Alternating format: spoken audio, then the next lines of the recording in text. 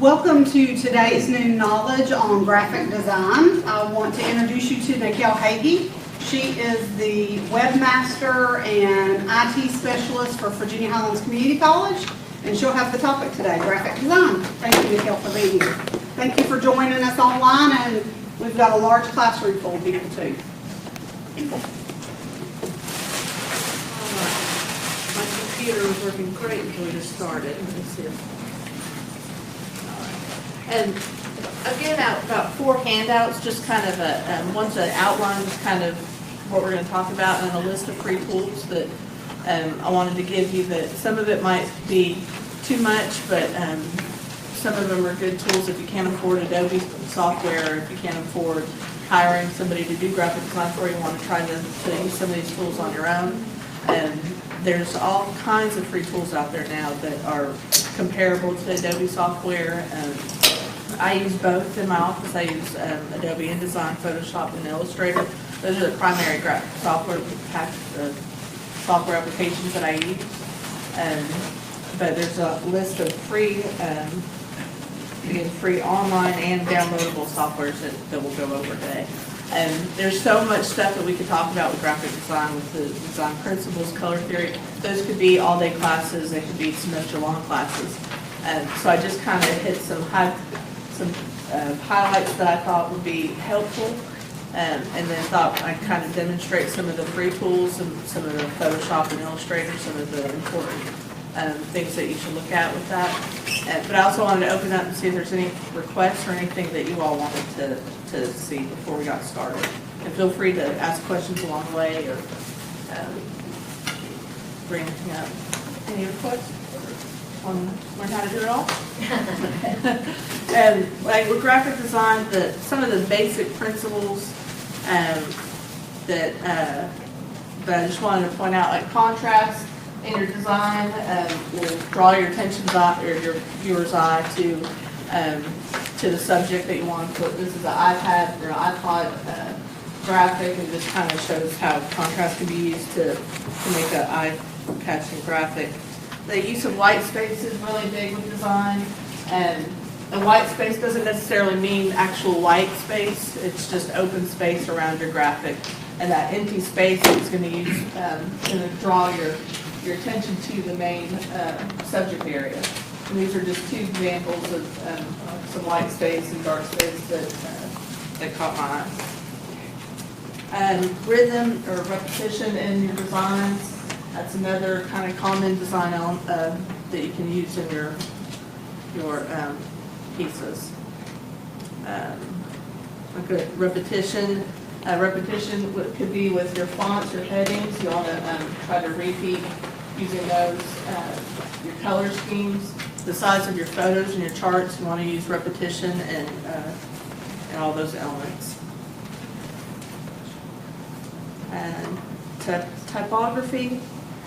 The use of different fonts is called your typeface. When you think of like Arial or Times New Roman, those are going to be made up of bold, italic, semi-bold. All those are going to make up the typeface. You know, with good design, you want to just kind of choose 1 or 2 of those typefaces and kind of stick with those, and then use your bold and italic to try to draw emphasis. You don't want to use like 5 different fonts and 5 different colors, because your eyes are going to be everywhere, all over the design. And so simple is good, less is more. Gimmicky fonts can be very distracting to your message. There's all kinds of really neat looking fonts that are out there now that are they look great on screen in black and white and just fun in the practice, but once you put some color on it and put an image behind it, it makes it very distracting.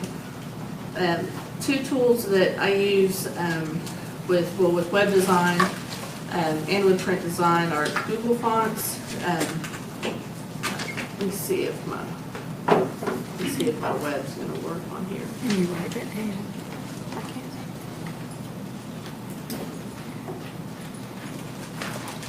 It's working great until we got started.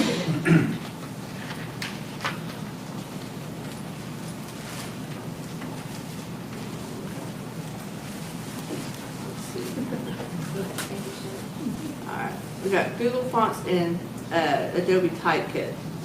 If you purchase Adobe software, you can get what's called Typekit, and they've got hundreds of different fonts out there now that you can use to install into your publications and use on your websites.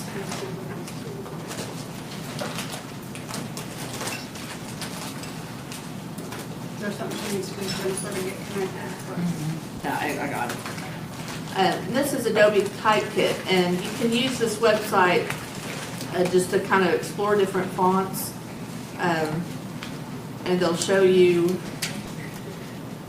Well, I thought it was working. It's thinking. I may have too much running down here. Well, those are two tools that I'd recommend exploring with just to see what different fonts are out there. I'll see if the web will get running here in just a minute. Capitalization in your design. A lot of people want to use all caps. Several people that type in all caps because it's a lot faster. And you want to use caps just to call emphasis maybe on one or two words in a past paragraph or in a heading. But you can see the difference in just a paragraph, how much harder it is to read with all caps. And then using color in your design, and color can mean all kinds of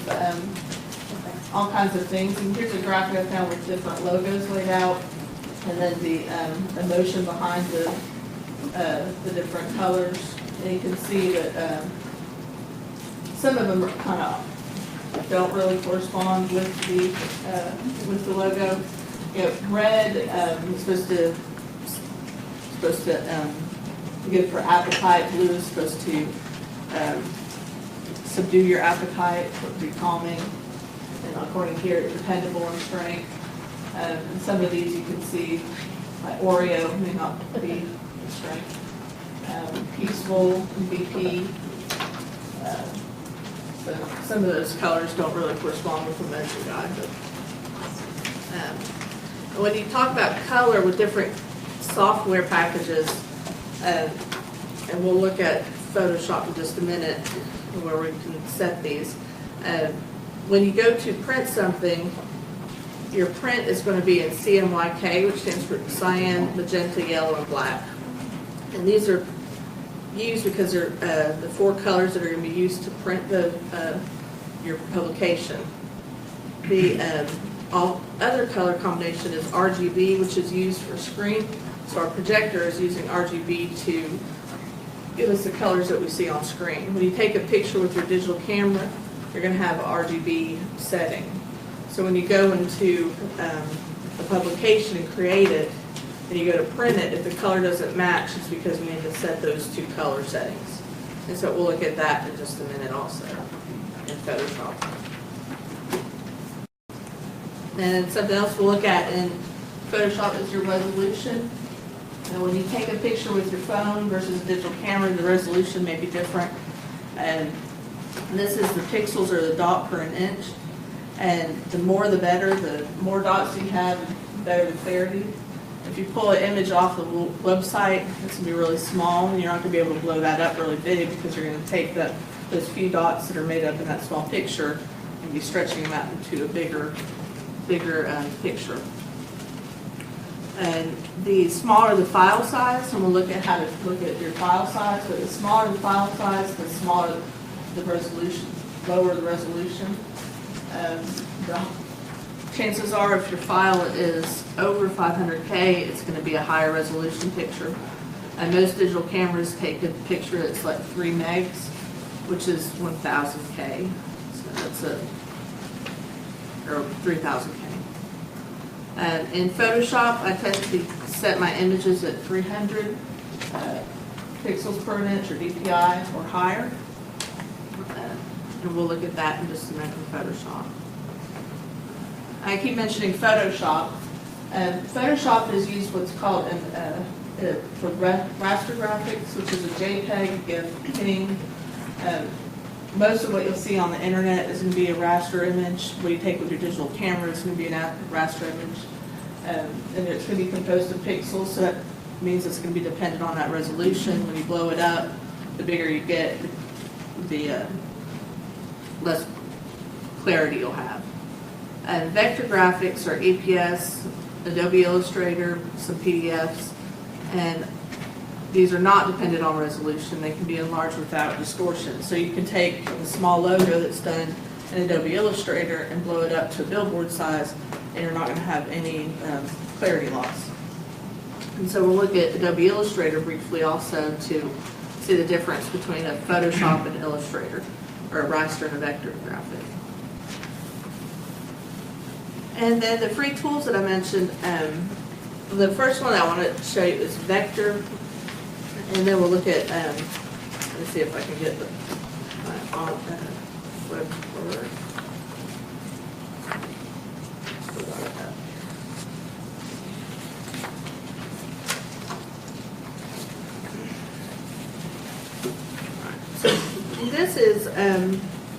This is Vector.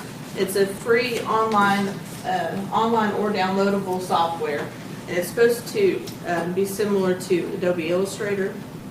So you can use this to create vector graphics so that it can be used to make logos or text, anything that you want to blow up. The basics of the vector is similar to Adobe Illustrator, just the basics that we'll look at. You've got your different shape tools. It's very easy to use and responds very well online. And again, you can download it and have a version of it on your computer, and it's totally free. And so you got your different shape tools.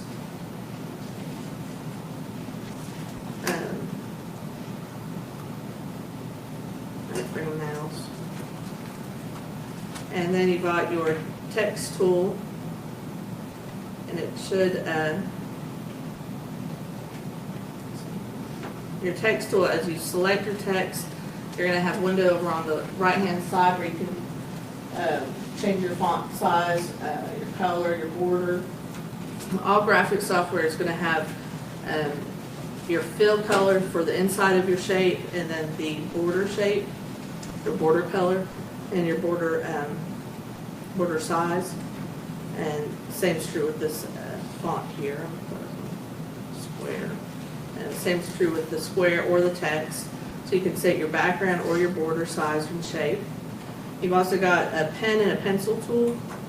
And as you become more familiar with Adobe Illustrator and different drawing tools, you'll use your pen to create rounded images. And then you've also got your pencil tool to do freeform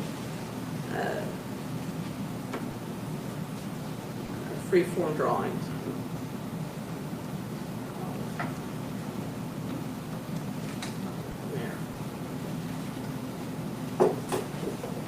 Can you Did it bring up that? import a photo into that?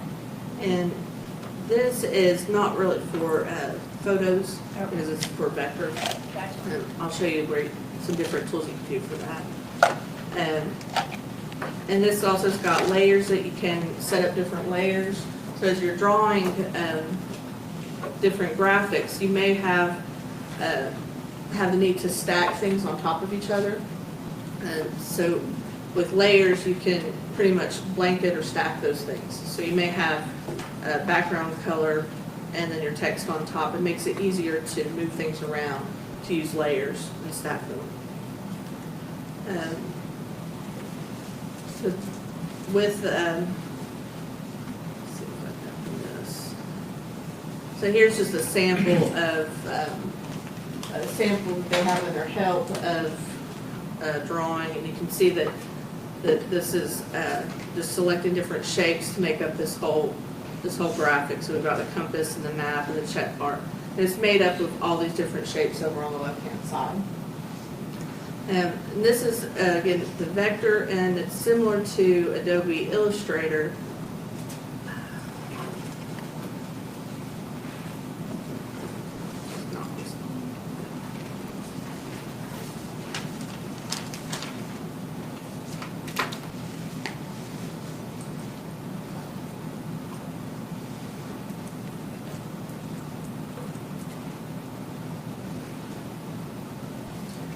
So here is Adobe Illustrator, and this is similar to what we just saw, but you can see there's a lot more tool options over on the left and the right hand side. You've got your shapes. They're kind of small over here. But this is a graphic button that I did for a piece that I did last week. And this is, again, just like that last example, it's made up of different shapes and letters that I've got. You've got your shape tools over on the left-hand side. You've got your square and your circle. You've got pen tools, paint brushes, and there's a lot more options with Adobe Illustrator. It can get very advanced getting into all these other options here. With your shape tools, you click on them, and it's so tiny, but down here in the bottom left corner are your shape fill and your shape outline. And so it's similar to what we just saw with the vector software.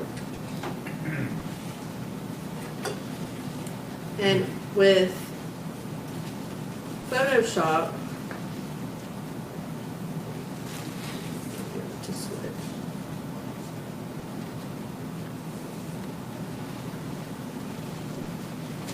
I apologize, I'm not sure why it's running so slow.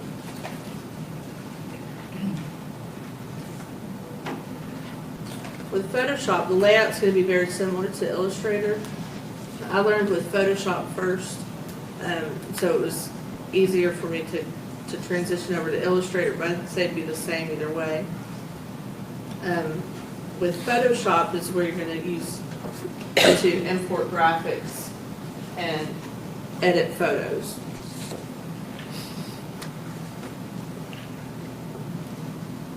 I apologize, it's not.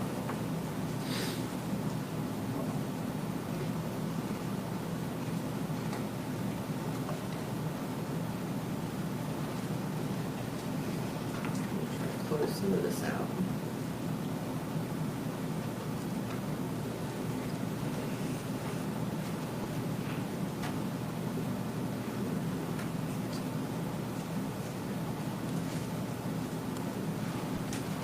Maybe it's responding.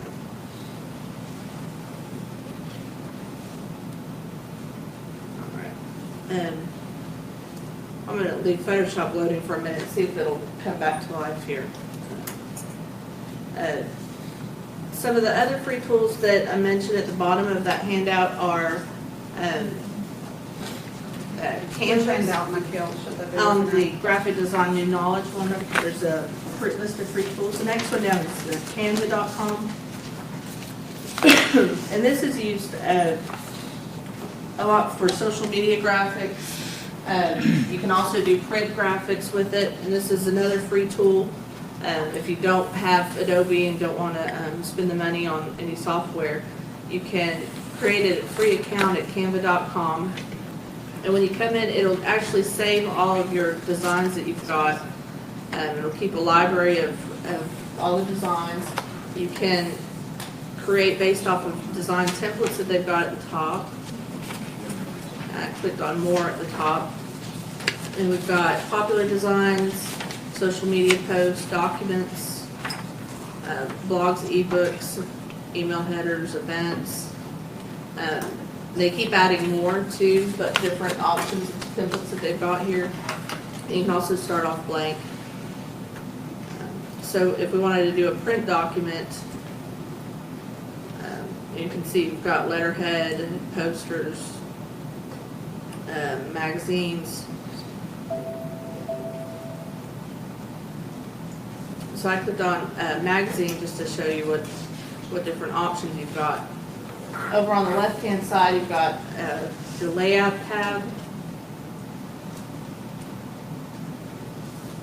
And some of the site is free itself, but some of these templates are not free. So you want to scroll over them and see if they have dollar symbols. And even if they do have a dollar symbol, you can pull them up and kind of get design ideas from it.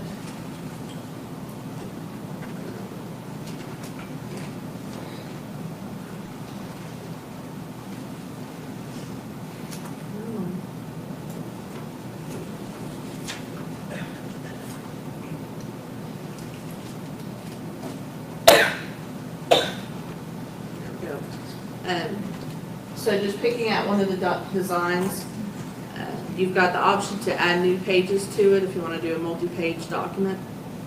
And you can click on different pieces and parts to make changes. So if we don't want to do a birthday flyer, we can upload our own photos.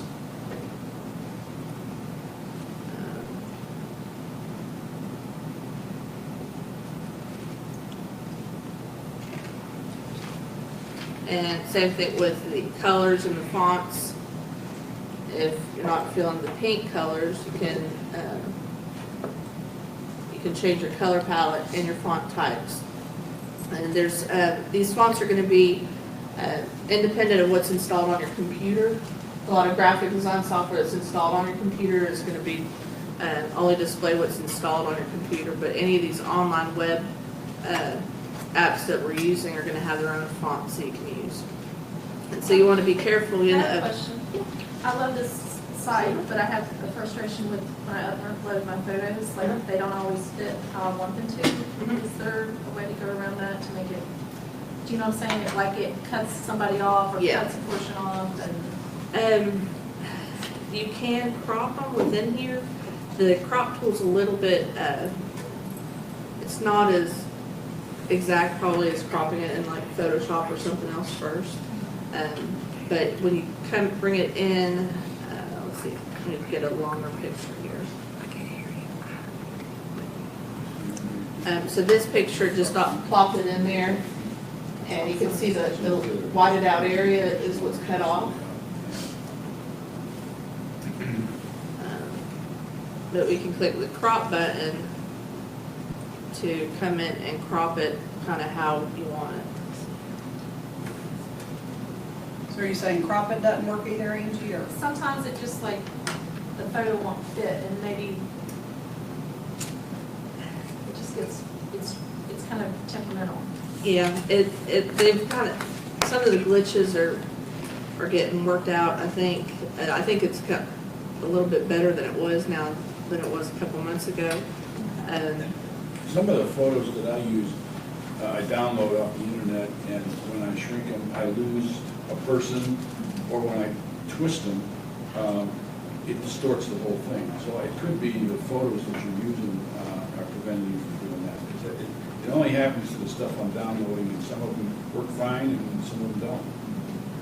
So would you recommend using, I guess, photos with a smaller resolution for this particular site versus? For this, it depends on probably, I guess, what your output, if it's gonna be a social media graphic. But like these print documents, I think probably stick with higher resolution pictures. There's probably gonna be a max on how high you can upload to. So if it's a super, really high resolution photo, it may block you from uploading it. So you may have to bring it down a little bit. I've had to play with some of them, some of the different graphics to get them to work out right. And kind of like what you said, you may have to go in and crop it in another program. But still, you may have to play with it because it's going to stretch it and try to fit it into that template. Yeah, even with my logo, it will distort it sometimes, and then I have to kind of go back and try to find another way to. And well, like with a logo or something, it's going to, like this logo, you can see it kind of warped it a little bit because it's trying to fit. The logo's probably a little bit more longer than it is in the square area. So you're gonna have to play with your. See, that's what you just did, which Yeah. is Yeah. their problem. Yeah, so when I double click on it, it goes back and it's proportional. So you're just gonna have to kind of resize it until it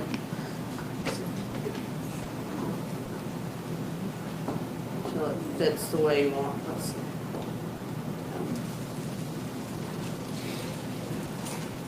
And this software, again, it's a little bit, has a mind of its own too, a little bit, because it's trying to fit everything into those templates. Now, if you were using something like InDesign where you're actually placing the photo in, it's going to actually bring it in this shape.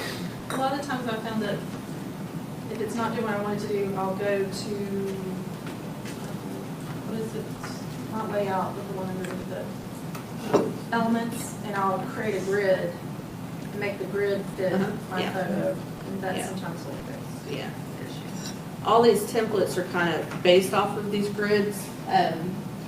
The first tab that we were looking at was the layouts and these different designs, and that's the background image and the font. But then underneath that is your elements, and you've got different grid options that you can do.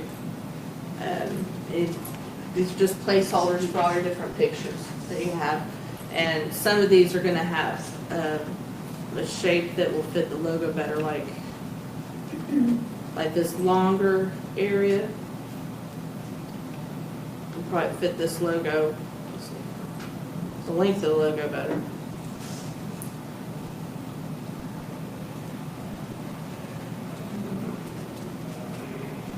And I think sometimes you have to use grid to help with layering too. Use grid to help with layering too. Yeah. You've also got, with the layering, you've got, at the top, we've got an arrange option. So if you place something on top, you've got the arrange, which is in most software, in Word and Photoshop and Illustrator, they've got the option to move things on in front and back. So if you place something and it covers up your text or covers up another image, you want to look for an arrange to move it forward or backwards, or you may need to move it around in the grid if the image is locked into one area, that you may want to move it into another square. So our elements, we've got our different grids that we can use. Underneath that, we've got our text tab. The text tab has got you've got the ability to add just your headings, subheadings, and your text. So those are going to try to suggest sizes for you. Then underneath that, you've got some different text layouts in different shapes and different text boxes that you can use if you want to call out, make a little call out, or emphasize the text. Most of these are free. The main thing that you need to watch with pricing is your images and your icons.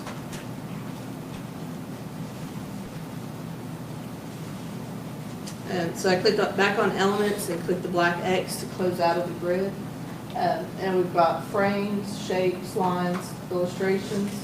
And if you're looking for any kind of illustration, which would be more like a clip art graphic, you would look in here. And you've got a search box here, so if you wanted to search for like computer,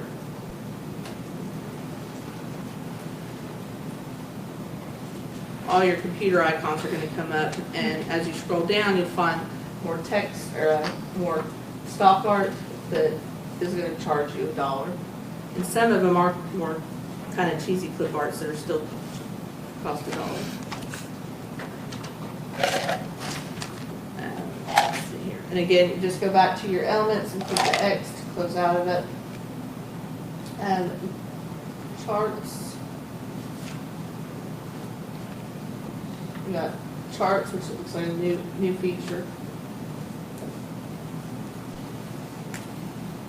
And you've also got icons and illustrations. Let's see here. And then the last two tabs are your background. If you want to have a graphic that just has a texture background, there's all kinds of free textures that you can use to put in the back. And then your uploads. Your uploads are going to be pictures that you can bring in from your computer, and it'll keep them all in there. And then you can also clean them out just by clicking on the little exclamation point down the left corner, and then trash if you want to clean out any of those graphics.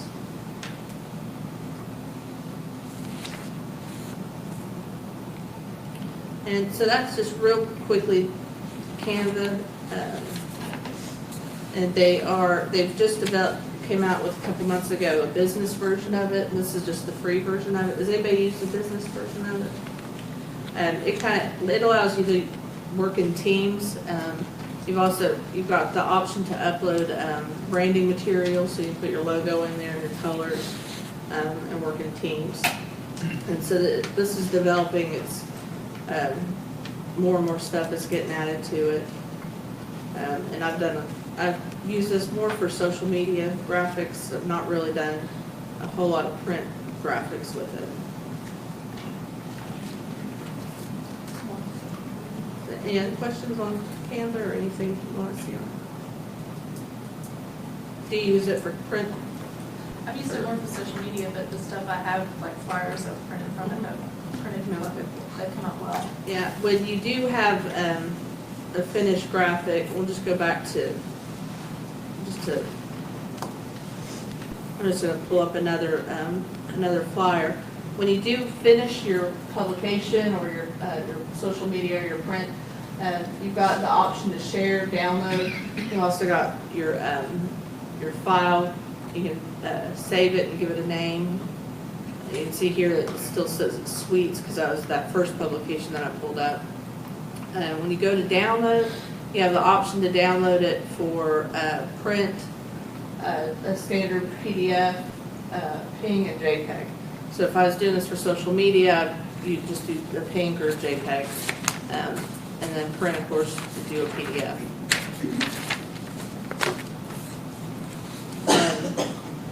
You've also got the option to make public if you want to share your graphics with the public here.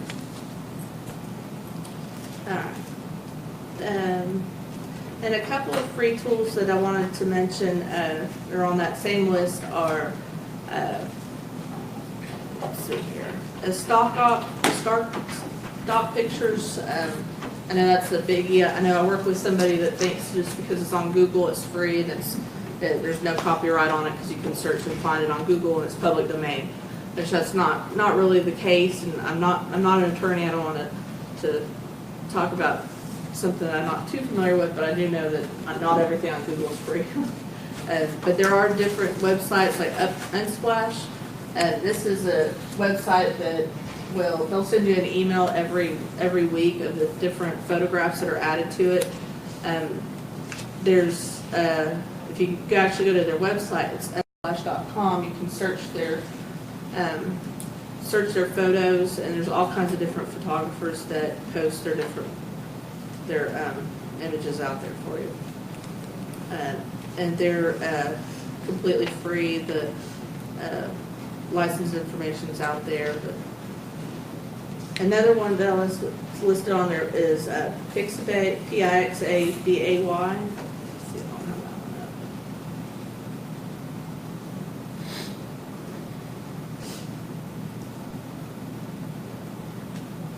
And this one is also free. It's got the Creative Commons license. And they just caution you on their license that just because it's a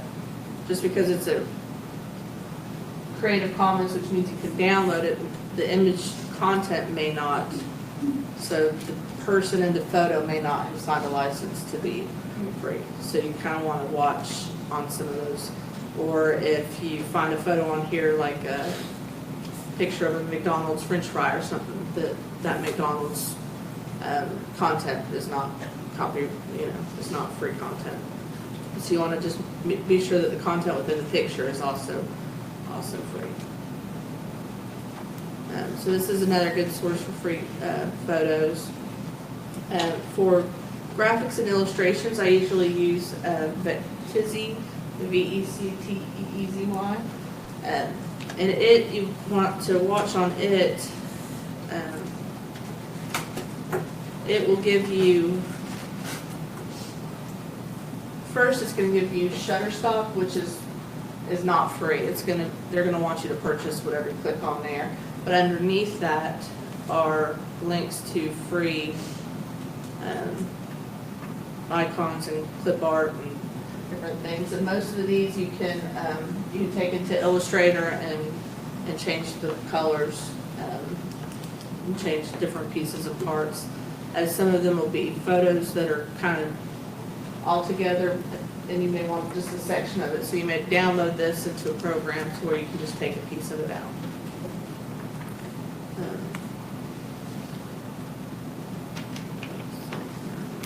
And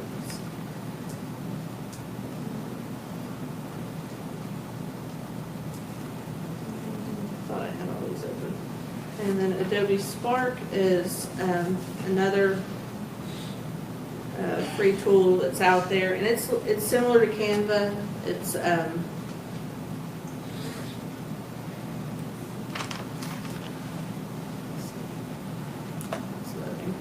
It's similar to Canva. It's going to have a lot of social media graphics.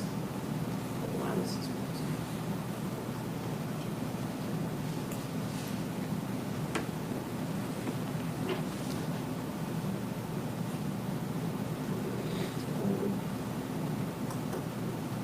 Close out some of this.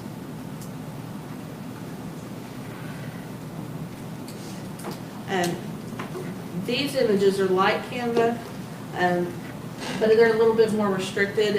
It's going to give you a font combination, and you kind of just hit refresh, and it's going to kind of change out the fonts and the colors for you. It's not as, I think, user friendly as Canva. It doesn't let you manipulate things as much. This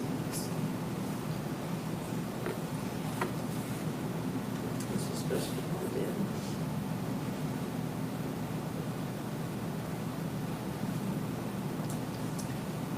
But you can do social media graphics, you can do videos with it, and you can do kind of like landing pages. I think they call them Adobe Stories. And it's kind of like a web page that you can create with Adobe and have a URL that you can share on Adobe's site.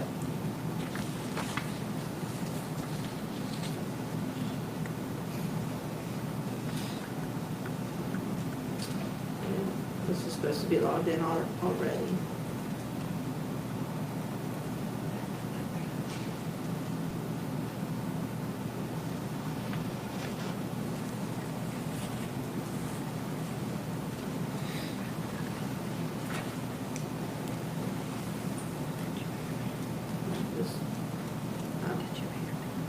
Let me see if I can pull it up in the other browser.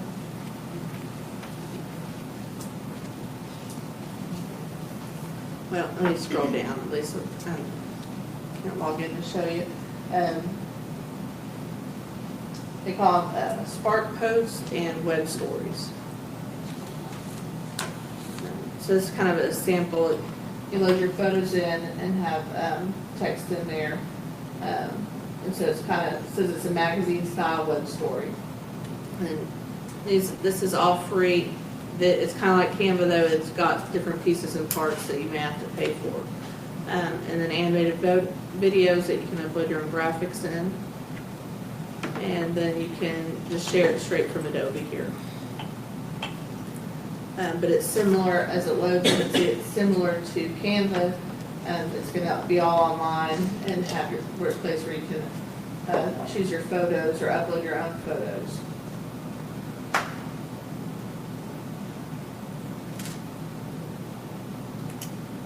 Has anybody used Adobe Spark?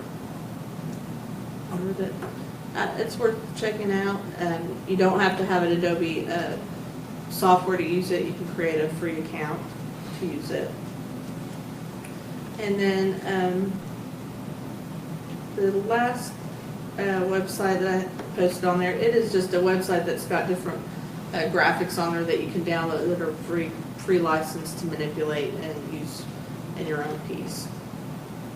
And now I wanted to use a few minutes to show you Photoshop if I can get this up and running.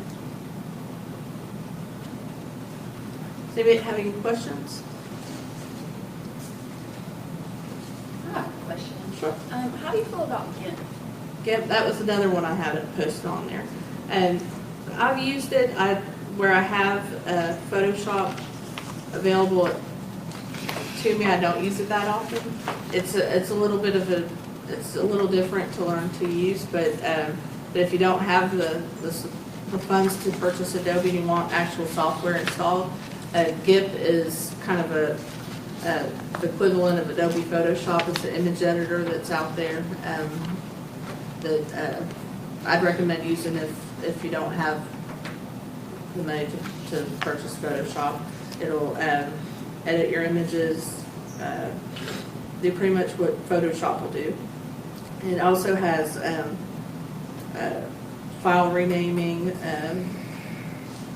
and down at the bottom of this website, I've also used Inkspace and Screws. These are kind of the equivalent of Illustrator and InDesign, free versions of them. So there's more and more different free options out there that you're not really restricted to Adobe, but it is kind of the go-to kind of standard with all the designers. And GIMP is actually pretty powerful. yeah, yeah. I know some people that's all they use. They don't use Photoshop. Yeah. And GIMP again is free. It's GIMP.org. And that was one I meant to put on your list. They've all got really good tutorials and help out there. Photoshop and Illustrator, Adobe, they've all got a lot of videos and different downloads that you can, if I ever get stuck and I'm not sure how to do something, I usually just F1 on your keyboard will launch help, and you can search the help for your problem. Now, my Adobe is completely locked.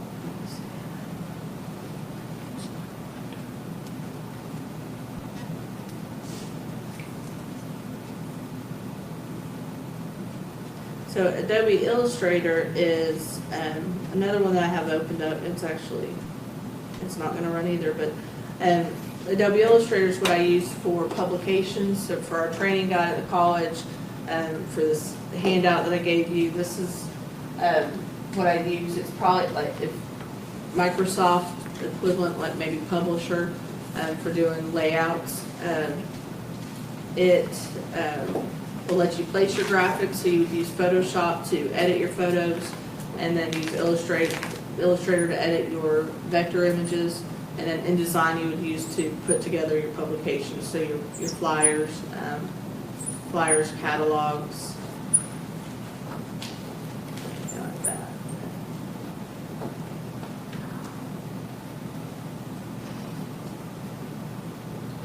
Let me see if I can please. Is that what you said you used for this? Yeah. So for our training guide, I use Illustrator. Any kind of print publication, I would use InDesign. I'm sorry, I said Illustrator. Any kind of print publication, I would use InDesign. Get the time.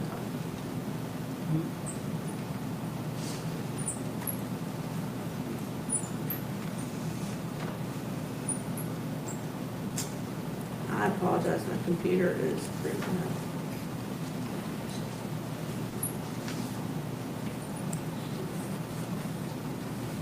While you're doing that, I got Sure. a question for you. On PDFs, I have, on some PDFs, I can highlight and copy and paste, and on some I cannot. Okay. And is there a difference in how that's sent, or is there something I can do to remedy that? And most of the time, it may have to do with not necessarily your software, but how the PDF is created. If I take a letter and take it to a scanner and copy it as a PDF, it's going to create like an image of it, as opposed to typing a letter in Word and saving it as a PDF, where that text is in there and it recognizes it. And so if you have an Acrobat Pro, you can tell it to try to recognize your text in the PDF. Acrobat Pro. Let's see here.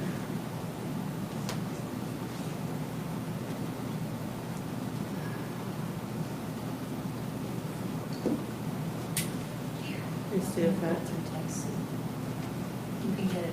the other handout is kind of just the top 19 fonts, and with tools like Canva and Spark that have font combinations already there for you, you don't really have to use something like this, but this was just an example of how to combine two different fonts. You've got font types that are called serif and sans serif. The Times New Roman kind of has a little tail on the edge of the letters, and an Arial or fonts that don't have that kind of typewriter tail on them. So some designers like to combine those, some like to stick with just one or the other. But usually with your headings, you'll choose something a little bit more bold. It could be in either. Some rules say sans serif fonts for on-screen and serif fonts for print. It's a little bit easier to use.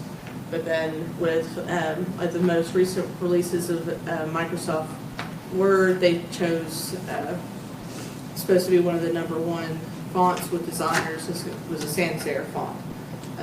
So it's just kind of, all the rules just kind of change and change from year to year, but so these top 19 fonts may not be top 19 very long.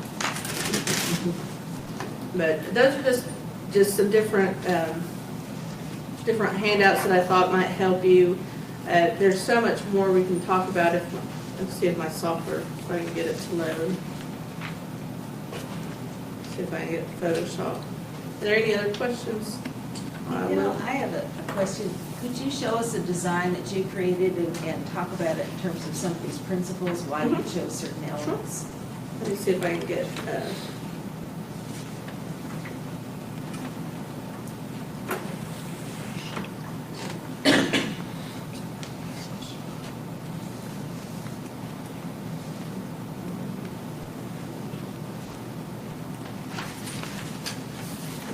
I might not be able to open up the software. Let me see if I can find some files to.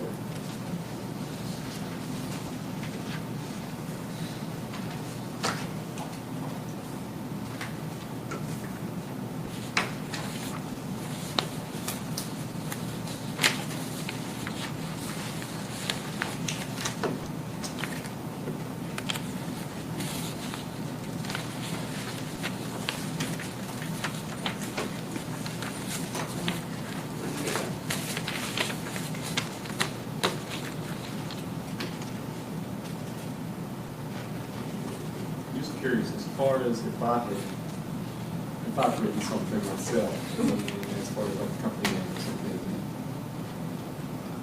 I can get those in with these. I can get that in with these programs.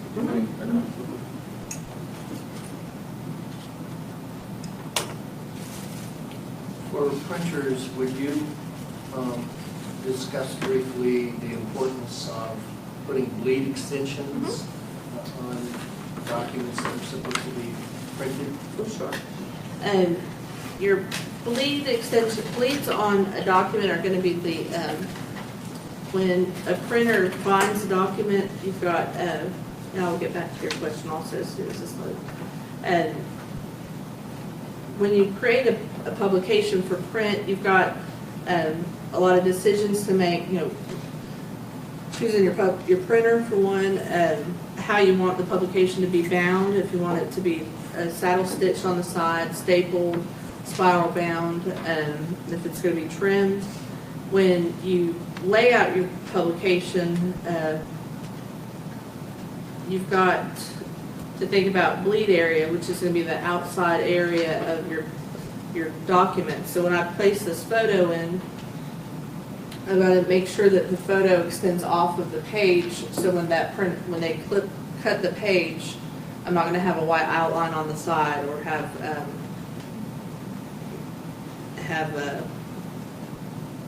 maybe a white line on the edging over here. So with InDesign and different print publications, you want to set up your bleeds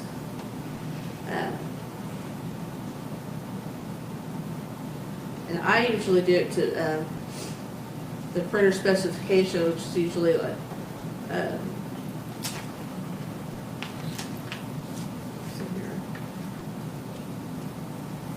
usually under document settings, and you can just set it up. I usually set up to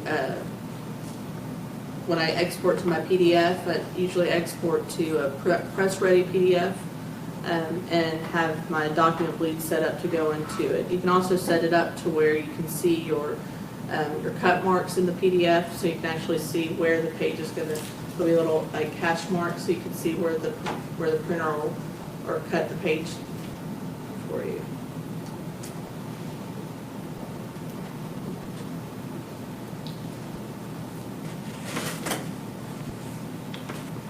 I have a question. I've created a flyer or something before and then saved it to a PDF and it changed the colors. Like, you know, the dark area, you couldn't read the text anymore. It was so close. What would cause that? Was that kind of what you were talking about from the beginning? It could be, I'm not, like really drastic, like can. Like, Enough, yeah, like, it had a dark background and a light wording, and then, like, when I printed the PDF, the words kind of blended right back in. I've had problems with fonts and with transparencies, like if that background had a transparency set on it, when you go to export it to the PDF, it could cause issues. I'm not sure right off what would cause the color, other than if it was an image and the colors weren't set to. But on screen, that should still look kind of close to what you would have seen in the layout. You know, you'll see the big difference when you go to print it if you don't have your colors set right. You also run into problems on publications if you lay out a document in InDesign or Illustrator and use fonts that the printer may not have. You want to make sure that when you export it, you're going to export it to include the fonts, or with Adobe Illustrator, you have an option to create your text as an outline, so that you're not dependent on that font.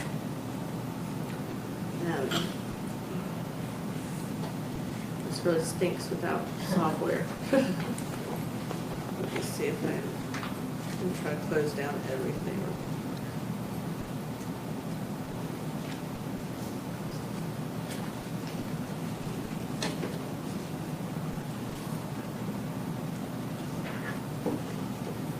Just close everything. So let me.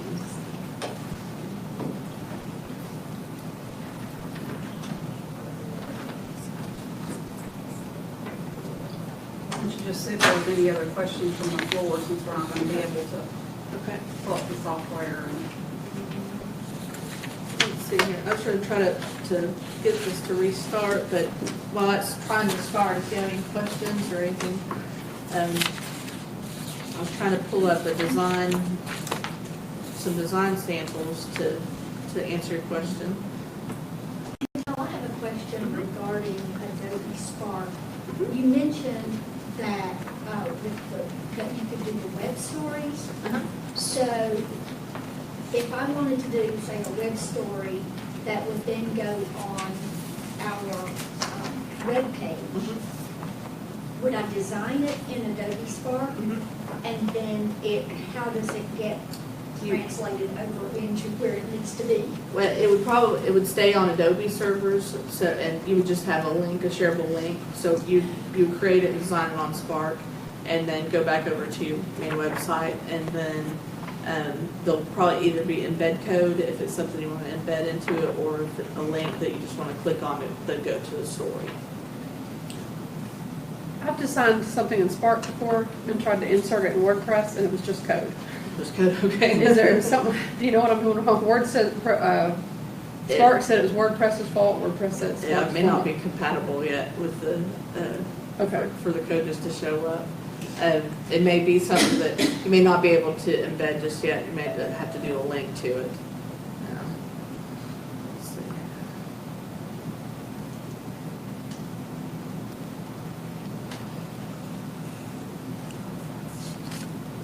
There's something major wrong. Any other questions? I do apologize. This was running great until we actually got started.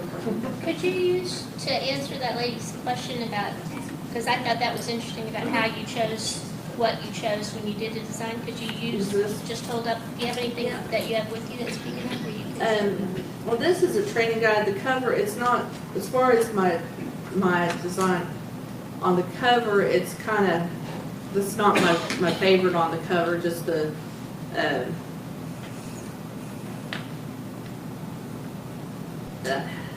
just the busyness of it. There's just different principles on that that I would have showed you a different one, but with this, we usually use the same layout, and so with the colors that I chose, I usually tried to stick with something close to the college's colors. Yeah. With the inside of it, I usually use, we usually do one color printing on the inside. So we've got just the blue and black text, so it's cheaper for us. Then we do full color on the front and the back. The font, with the repetition, I usually use styles in Adobe InDesign. You can do styles for your paragraph styles and for your fonts, and that'll keep you kind of using the same fonts, the same layouts. So for all my instructors, I've got a style set, so I don't have to worry about changing the font size, the font type, the boldness of it. I just got that style set, and every time I see an instructor, I hit it with that style. Same thing with our descriptions. I've got a paragraph style set, so for every paragraph block that I have for description, I'll set that paragraph style. So it's the same. And with everything but the ads, I usually use, try to use the same fonts and repeat the same elements with those. And with the background colors, I tried to change up, since it's just using the one color on the inside, try to use a gray background or a gradient background to try to just offer a little bit of difference between the two pages in the background. And again, with this publication, we do have bleeds set up on it, so the images are cut off where I want them to be. And with that, you want to, again, make sure your images are overhanging across your bleed, so when it gets cut, it'll look right.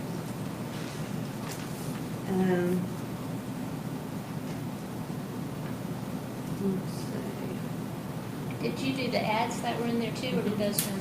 Yeah, most of the ads we do ourselves. I did most of them. There's a few in here that are kind of provided for us. So this is this Are You Ready ad was a PDF that the Virginia Community College System provided all the colleges.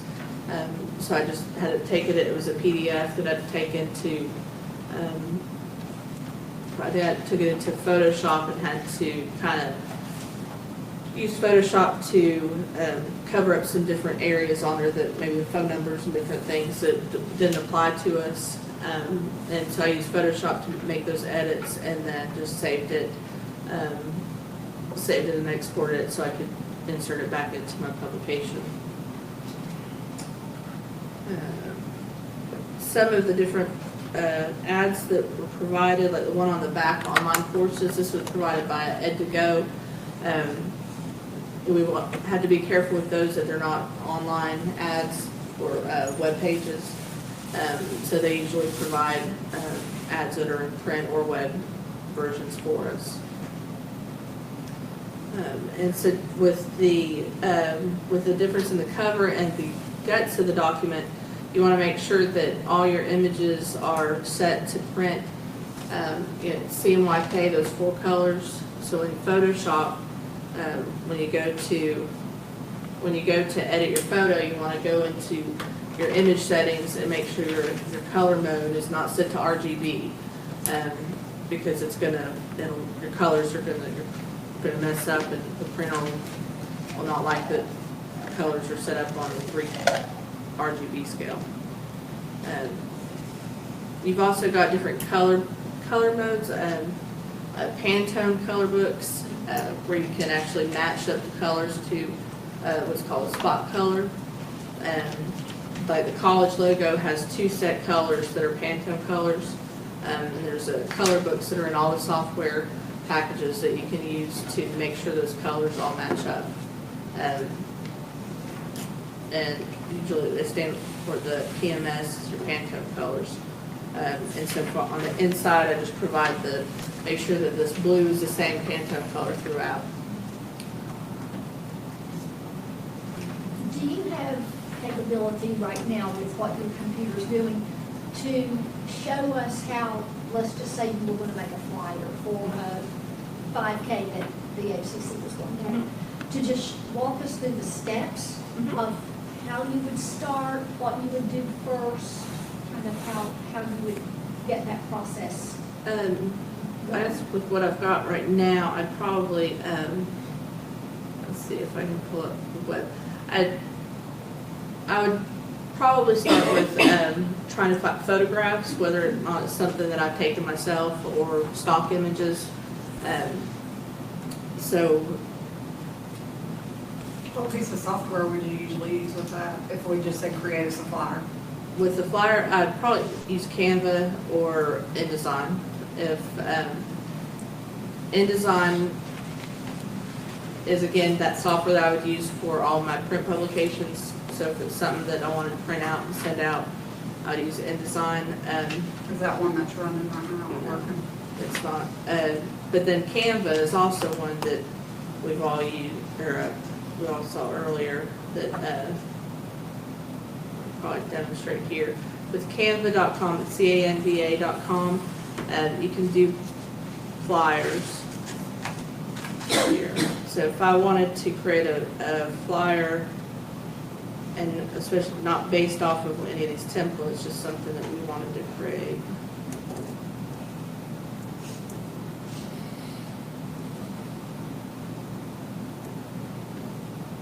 I chose documents US letter, and that US letter, of course, can be 8.5 by 11.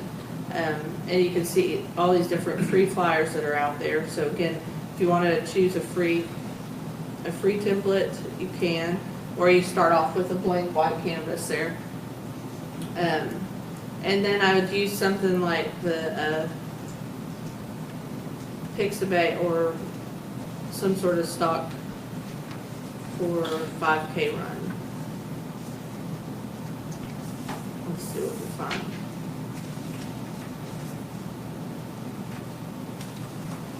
One picture. So here's just real quickly, here's a photo on here for 5K.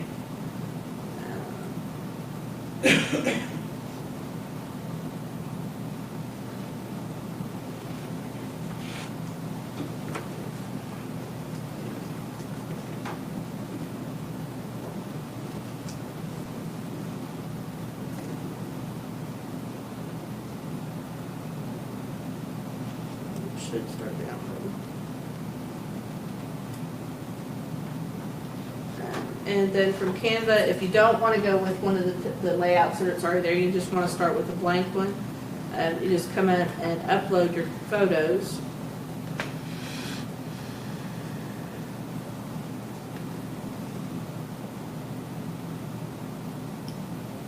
Let's see, that's going to take a minute to download.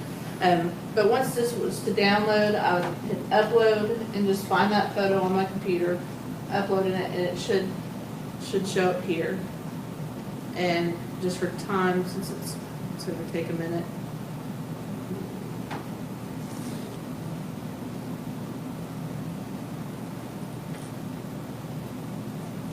Let's say we'll do a flyer for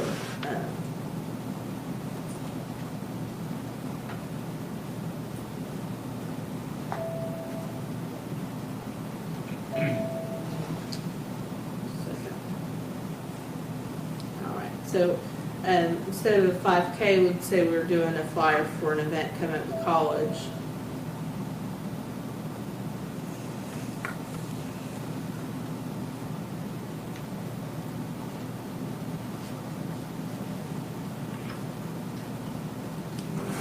I'm sorry. The image cancels. All right, here we go. So if we just have a photo that we uploaded, and so we've got all these photos here, just click on it and it pops it in there. When I click on it, and again, this is not using any of those grids or layouts. And when I click on it, I can crop it to the shape that I want.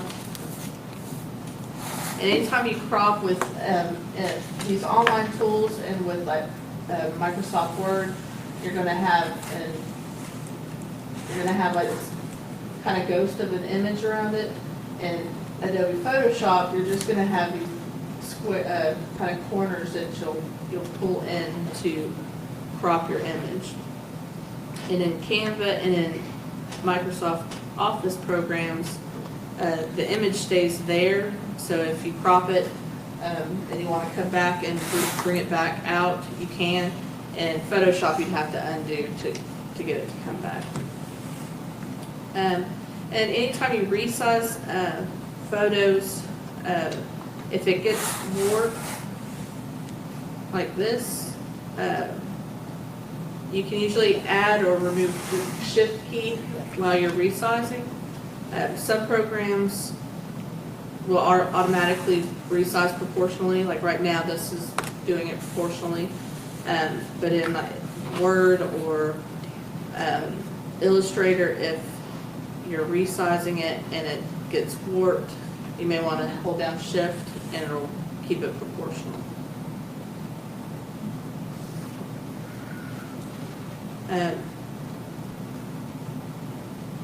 And so you just get your main image or whatever graphics that you want on there, and then use a combination of different shapes. And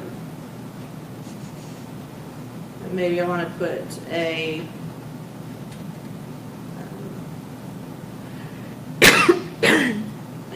header at the top with a colored background.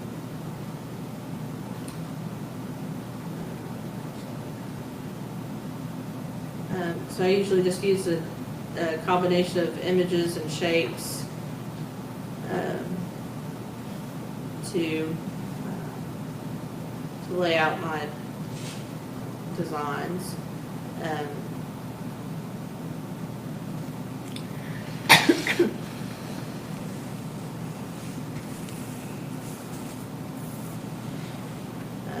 with your colors, if the color you want's not there, you use your plus to get your color wheel.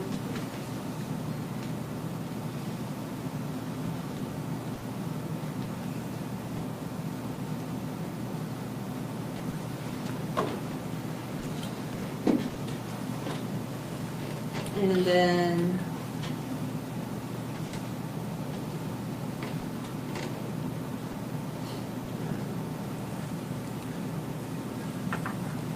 text works the same way. You just click to drop in whatever text, if you want a header or subheader.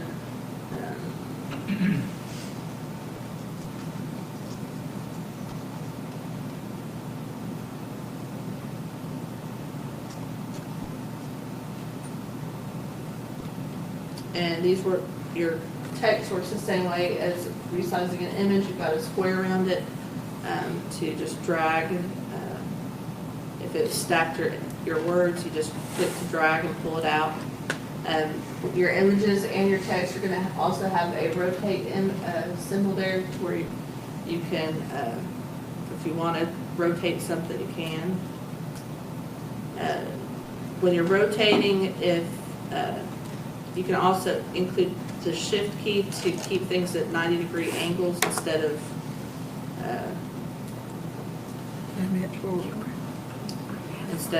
not staying at 90-degree angles. It'll kind of keep your images or your rotation straight for you.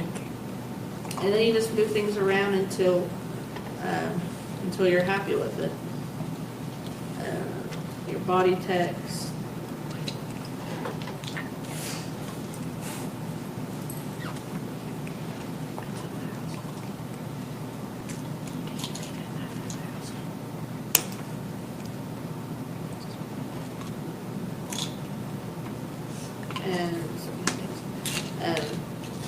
That's usually what I do is just start off finding my images first, or gathering the text and the content that I need to include in it, and then just using that as a guide to find the images that you need.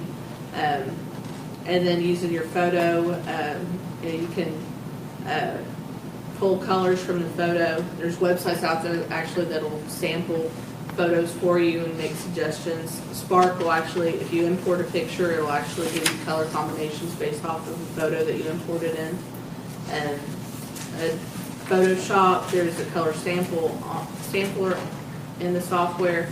It's a little eyedropper that you can use to hover over if I wanted to pull out maybe the brick color or a different color green. I can actually use the eyedropper to pull out an exact color that's used in the image.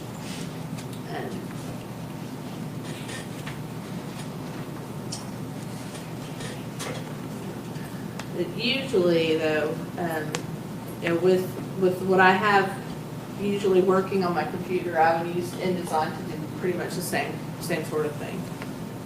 And with setting up something to print on your office computer, if you're just printing off a flyer off of a laser printer in the office, those bleeds and different setups that we talked about usually don't apply, because your printers in your office aren't going to be able to set up a bleed unless you print off to the edge.